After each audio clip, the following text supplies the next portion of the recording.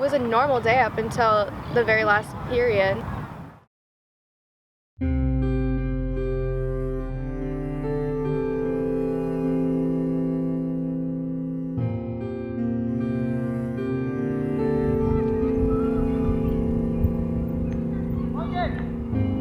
It was Valentine's Day, and I was super excited because my boyfriend had asked me out a few days before.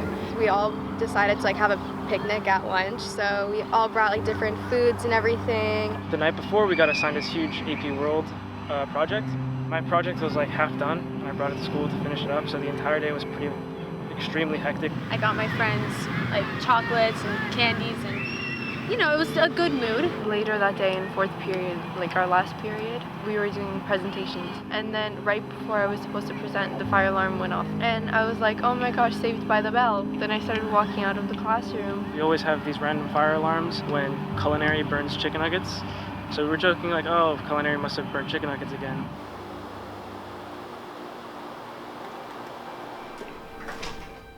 I was in the 1200 building.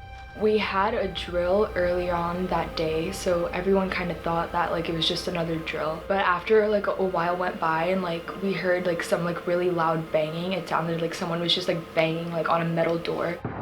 And it just kept on getting closer and closer, and then we started hearing people scream. Oh my God! Everyone just ran out of their seat and hid behind our teacher's desk. It was a really big class, so not everyone could get to a very safe place. Unfortunately, it still got to some people.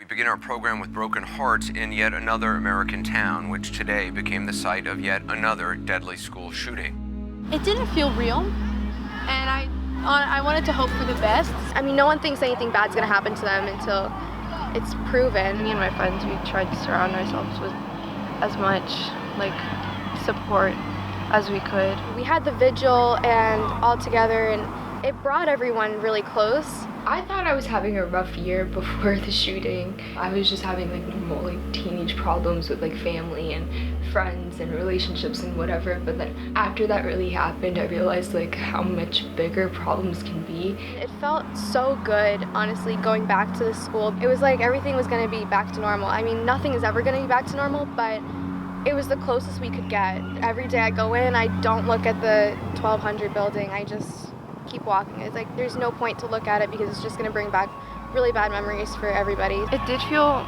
really weird to have these cameras. They would come up to us and try to zoom in on our faces, and it was too much.